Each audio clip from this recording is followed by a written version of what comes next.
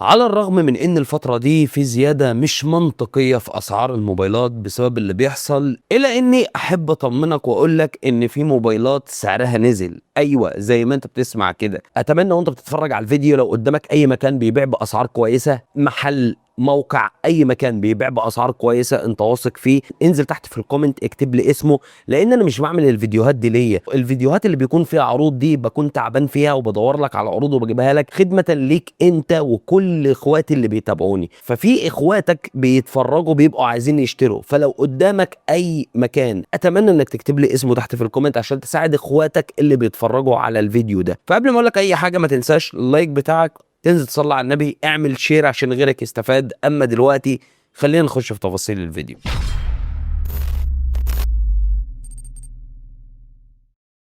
اهلا وسهلا بيكم، انا محمد ودي قناه ام ريفيوز. وخلينا نبدا باول موبايل اللي هو من شركه موتورولا، والموبايل ده فعلا سعره نزل.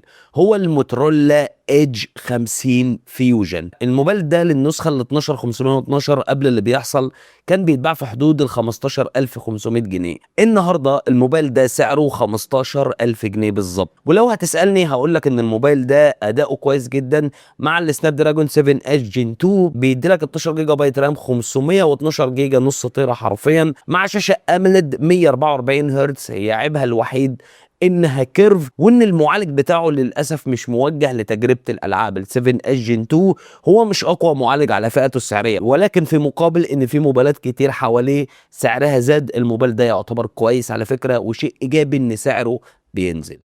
اما بالنسبه للموبايل رقم 2 هو الاونر 400. الاونر 400 في ناس كتير جدا عرضه ب 23 وب 24 الف جنيه وب 22 الف جنيه، وانا حابب اقول لك ان الموبايل كان سعره قرب الارقام دي، ولكن دلوقتي الموبايل سعره نازل ل 20 الف جنيه بالظبط، 12256. فلو انت عايز تشتري الاونر 400 ده سعر يعتبر منطقي، لان اصلا الموبايل كان سعره قبل اللي بيحصل حوالي 19500 19600 جنيه، فالسعر زاد 400 جنيه مش 2400 جنيه زي ما بعض الناس التانية عامله. وفي ناس رافعه سعر الموبايل اكتر من كده، ولسه لازلت شايف ان الاونر 400 سعره ممتاز طول ما هو على 20000 جنيه بالظبط. ولكن النسخه ال 12512 لازال سعرها مرتفع جدا، وصلت ل 25000 جنيه. فبناقص انك تفكر، ركز على ال 12256 دي سعرها فعلا كويس.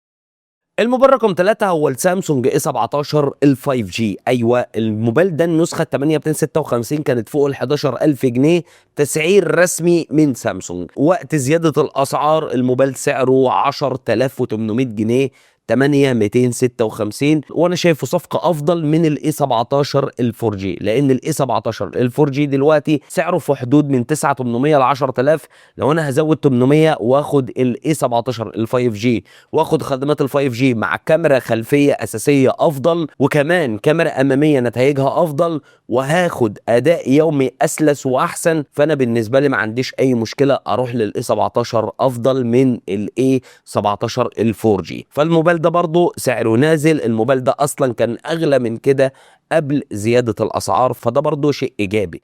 والموبايل رقم 4 هو السامسونج A26. السامسونج A26 زي ما قلت لك الايام اللي فاتت رفع لحد 15800 او 15700 جنيه، ولا زال لحد الان في بعض التجار رافعين سعره، ولكن انا جايبه لك ب 13000 جنيه، 8256. وايوه، الموبايل ده كان قبل الزياده كان في نفس الفئه السعريه، فالموبايل ده سعره نازل عن الطلعه اللي كان طالعها. فلو انت عايز تشتري الاي 26 او لو انت عايز موبايل كويس من سامسونج مش لاقي الام 55 والاي 36 غالي عليك، لان بالمناسبه الاي 36 لسه سعره مرتفع لحد الان، وعايز موبايل محترم من الاخر يديلك اداء يومي كويس، يديلك اداء العاب شغال في نفس الوقت، يديلك تجربه كاميرات محترمه وسنين دعم طويله، ومش فارقه معاك شكل الشاشه ولا الشبكات ولا ان الشاحن مش بيجي في العلبه. فالاي 26 موبايل كويس جدا جدا، وسعره دلوقتي كويس للنسخه 8256.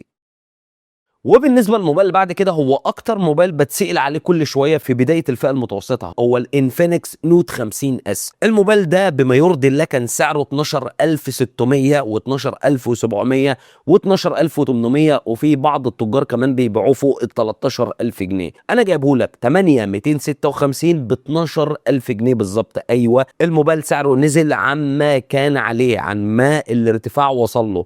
قبل ما السعر يزيد كان في حدود ال 11300 11400 11500، ولكن ما تنساش ان الفتره اللي فاتت الاسعار زادت، فدلوقتي الاسعار بدات تهدى شويه الى حد ما. فانا شايف ان لازال الانفينكس على السعر ده اختيار كويس جدا، حتى بعد ما وصل ل 12000 جنيه يظل اختيار كويس للي بيدور على كل حاجه، بس مش هدفه الرئيسي رقم واحد الكاميرات، لان الموبايل ده فيه افضل منه في تجربه الكاميرات، ومما يرضي الله على راسهم الاي 26. والموبايل اللي بعد كده هو الريدمي نوت 15 ال 5 جي من شركه شاومي. سعره الرسمي المفروض 14500، وفي بعض التجار رفعته الفتره اللي فاتت. دلوقتي الموبايل سعره 13800 جنيه 8256. وانا شايف ان الموبايل ده على سعره دلوقتي يعتبر افضل قيمه مقابل سعر، ده لان مفيش في الفئه السعريه بتاعته موبايلات تنافسه. انفينكس نوت 50 اس ارخص في فئه سعريه تانية خالص، والشاومي افضل في تجربه الكاميرات وافضل في الوان الشاشه. انفينكس اعلى بس في تجربه الالعاب. وفي نفس الوقت الفيفو في 60 لايت ال 5 جي سعره عدى، سعره بقى فوق ال 15700 جنيه، بعيد قوي. فالموبايل ده بقى لوحده في الفئه السعريه دي. فالموبايل ده بالنسبه لي قيمه كويسه، موبايل متزن، سناب دراجون 6 جن 3، شاشه محترمه 120 هرتز، الوانها ممتازه اموليد، عيبها الوحيد انها كيرف فقط. في نفس الوقت تجربه كاميرات حلوه، مع كاميرا اساسيه وكاميرا الترا وايد وكاميرا اماميه وتصوير 4K وسماعات ستيريو. انت نفسك ما كنتش بتاخد كده من شاومي قبل كده اصلا. لو بصيت على الريدمي نوت 14 برو بص المنظر كان عامل ازاي. والموبايل اللي بعده هو الريلمي بي 1 برو نسخة 8 256، رجعت تاني تنتشر وبنفس السعر بتاعها ويمكن أقل كمان، بقت ب 11350 جنيه في عز زيادة الأسعار. وخليني أقول لك لو عايز تبدأ في الفئة المتوسطة ده أنسب موبايل ليك تبدأ بيه. سناب دراجون 6 جين 1 مع شاشة حلوة أموليد ممتازة، عيبها بس إنها كيرف 120 هرتز، مع تجربة كاميرات هي الأفضل على سعره حاليا. وفي نفس الوقت أنت معاك بطارية إلى حد ما شغالة 5000 ملي امبير وسرعه شحن 45 واط بسماعه ستيريو. الموبايل ده عيبه بالنسبه لي انه ما فيهوش NFC، لكن غير كده بالسعر ده يعتبر كويس قوي 8256. اتمنى انك تلحق، لان اعتقد ان ممكن يزيد في اي وقت او ممكن يحصل لخبطه في الاسعار. انا بحاول على قد ما اقدر ان اساعدك الفتره دي لو عايز تشتري. والموبايل اللي بعد كده هو السامسونج اي 56. عشان اللي مش مصدقني كنت قلت ان النسخه ال 12 256 جيجا من يومين بالظبط مرفوعه ل 25000 جنيه، وقلت لك ما تشتريش. النهارده النسخه دي سعرها اقل من ما كانت عليه اصلا قبل الزياده ب 22800. عايز اقول لك ان الاي 56 12 256 قبل زياده الاسعار كانت ب 23000 جنيه، النهارده هي ب 22800. وده السعر يعتبر كويس ولكنه مش قيمه مقابل سعر. ده كويس للي بيفضل سامسونج او عايز يجيب الاي 56، ولكن انا لازلت عند رايي افضل نسخه من الاي 56 هي ال 8 256، سعرها يعتبر مناسب. واخيرا احسن موبايل فئه اقتصاديه حاليا من وجهه نظري، فئه اقتصاديه قوي لو عايز تجيب موبايل يعيش معاك سنين، هو السامسونج اي 07. السامسونج اي 07 في ناس رافعه سعره الارقام فلكيه. شفت النسخه ال 428 بعيني كسر ال 7000 جنيه، ولكن خليني اقول لك ان انا جايب لك النسخه ال 628 اللي هي النسخه الاكبر، اللي هي افضل نسخه اصلا ب 6500 جنيه، اللي هو اقل كمان من السعر بتاع الفتره اللي فاتت قبل ما الاسعار تزيد. فالموبايل ده بالنسبه لي صفقه حلوه لوجود فيه الجي 99 6 سنين سوفت وير ابديت، تجربه كاميرات شغاله كويسه بكاميرا اساسيه وكاميرا اماميه، وفي نفس الوقت اكسسوارات متوفره، براند سامسونج الكبير والسوفت وير الكويس جدا اللي ما عنديش فيه اي مشكله. فدول بالنسبه لي مجموعه موبايلات سعرها نزل شويه. في موبايلات سعرها زاد الفتره اللي فاتت منها، ولكن سعرها رجع يرد تاني. شايف ان افضل صفقات في الفيديو ده من وجهه نظري الاي 07 6500، ده سعر ممتاز اقل من سعره اصلا قبل الزياده. الموتورولا ايدج 50 فيوجن برضو سعره ممتاز. اونر 400 على الرغم من انه زاد عن قبل زياده الاسعار بتاع 400 500 جنيه وصل ل 20، بس سعره لازال ممتاز لحد دلوقتي. الشاومي ريدمي نوت 15 ال 5 جي سعره كويس. ولو ولو اني محتاجه ينزل شويه، ولكن برضه سعره كويس جدا لان مفيش منافسين معاه دلوقتي وده شيء خدمه. ريلمي بي 1 برو سعره ممتاز بصراحه. النسخه دي انا كنت مستني انها ترجع تتوفر تاني، وكنت بعتقد ان هي ممكن تغلى، ولكن شيء ايجابي انها ارخص كمان من قبل زياده الاسعار، لان قبل ما الاسعار تزيد كانت عامله 11500 جنيه. واخيرا طبعا اللي انا شايفه برضه كويس هو الانفينكس نوت 50 اس، صفقه الى حد ما كويسه على فكره، وبرضه لازال حتى بعد ما وصل ل 12000 اللي هو زاد 500 600 جنيه عن ما كان عليه، لازال بيقدم قيمه مقابل سعر. مش احسن انك تجيبه ب 12800 ولا تجيبه ب 13000